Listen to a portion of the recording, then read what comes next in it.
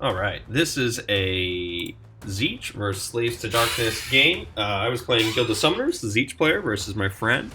I went first, started off casting a lot of spells, buffing up one of my units of pinks. I think I got 10 fate points this round, enough to summon a Lord of Change. Things I knew I needed to look out for were his Vanguard, which can run and charge, his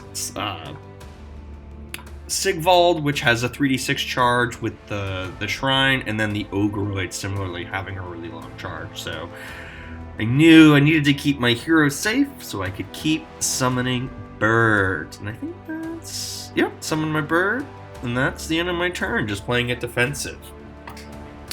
Now my opponent's turn. Yeah. This map was also a little bit easier because of we each started in control of 3 objectives, so it was easy to get 4 points. So he deployed forward his Chaos Knights to kind of block doing any damage to... the Chaos Knights had a Nurgle debuff, so I believe they're -1 rend, -1 wound, so it really kind of takes away a lot of damage from a hammer. Then the Ogreoids charged in with their long 3d6 charge, and they do a ton of damage. I believe the total was 32, something around that, 30-ish damage, even with...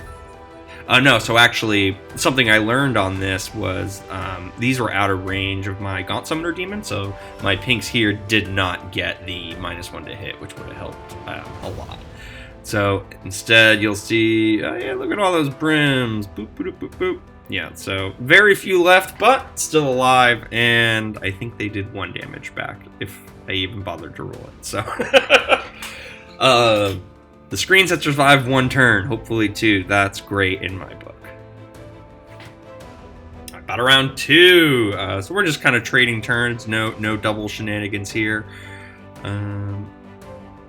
Yeah, again, just trying to buff those mostly untouched pinks, so that when something charges into them, they'll be very, with the 5-up ward and the +1 to save. If I remember here, I'm just doing a lot of spell casting into the Ogreoids, trying to kill them, because they're one of the few units that don't have a ward. The Chaos Knights and the Vanguard have a ward, and so does Sigvald. So really just trying to chip those down as much as I can, and yeah, one Ogreoid's a lot less powerful than 6. Oh, yep, moving my Zangor Shaman in the back there to tag that point. That's always fun. And then, yeah, I tried to do some bombard stuff with the Screamers. Didn't do much. The Zangors have a Horfos with Ren 2, so I was hoping they would do some damage into the Chaos Knights there. As you can see, though, I've left a little gap on the right side of the pinks, which my enemy will exploit there. Let's see what's happening here. Yep, so those charged in. I did bombard damage with the Screamers against them. Now the Zangors have 2-inch reach. It's very nice. But yeah, Chaos Knights with the -2 to wound. I wasn't even able to kill all of it, Those things are tough. They're a good tank. It was a good screen. Brims are going to come in. Let's see, can they... Hey, Brims kill the Ogreoid. Look at that. Get the Chaos Knight piling in. Oh, adjusting the... I think that was when I plugged in the camera to get a full view. And yeah, I messed up the view a little bit here for the rest of the game, but oh well, no big deal. Let's see. So we were choosing battle tactics, trying to figure out what to do. See, I think he knew Sigvald. The Mask is coming, right? So the Mask is there on the far side, and I think the Mask plus Sigvald, he knew those were a ton of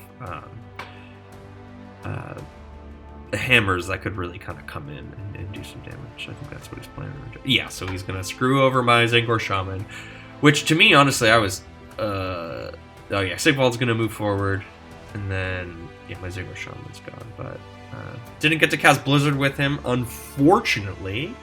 But, you know, it is what it is. These Varangard. Whew! Corvus Cabal coming in from the side to claim that space. Yeah, Varangard are going to fight once here. They're not going to use their once-a-game fight twice. And they are just going to rip through Screamers without the Locust to change, -1 to hit. And these Zangors, which are on a 5-up save, 2 wounds each.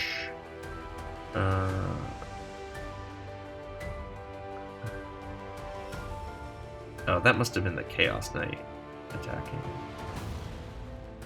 Because I know the Vanguards do a ton of damage here. Yes, Screamers are gone. Oh, this is because he had to split his attacks a bunch. That's right. That's right.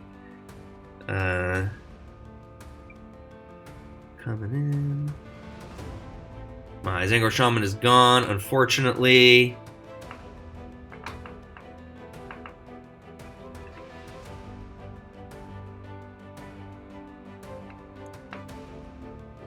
Alright, my turn. Tzeentch's turn.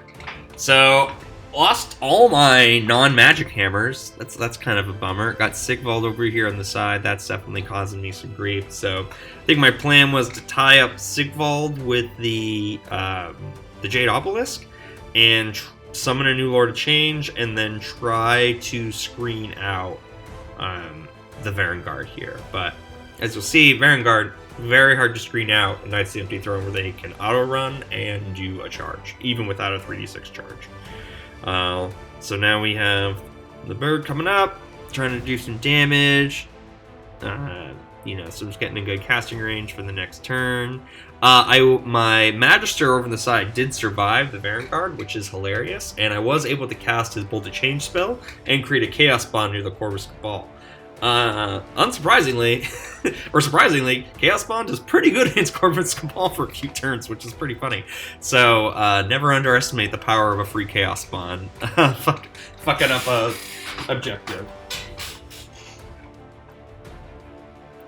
And then this is me trying to... Oh, I charge, that's it. I charge to try and give me a little more space to try and block out the Vanguard, and that's where we left it.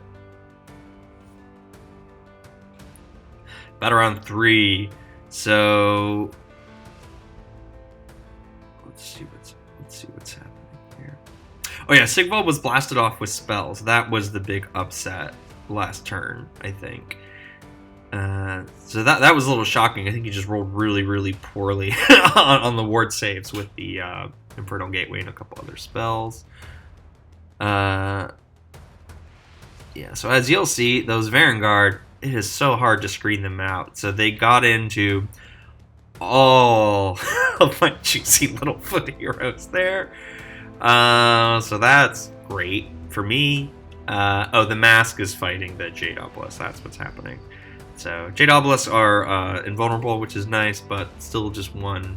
They're good for trading because they can return 1 unit every combat.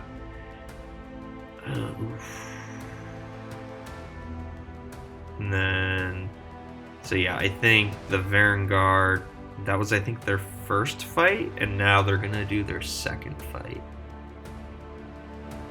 Yeah, so it kills half of the Jade Obelisk. I think it kills 6 of them, and then I return 1 for 5. Oh man, Varangard again. Attack and do a lot of damage. Oh, that's just me tallying up the total damage so far. And then yeah, there's actually an issue, or we'll go in the video next. But yeah, have just pinks to blues. Didn't do too much. Again, that -1 to hit within the Lord of Change, getting that off now is really, really helpful. So at this point, I am full on panicking.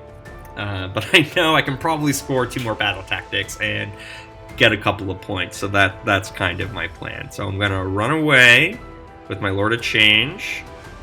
Ultimately, try to blast these Varangard a bit, but ultimately just try to outrun them. Auto-run. He's still at full health, which is nice. Yeah.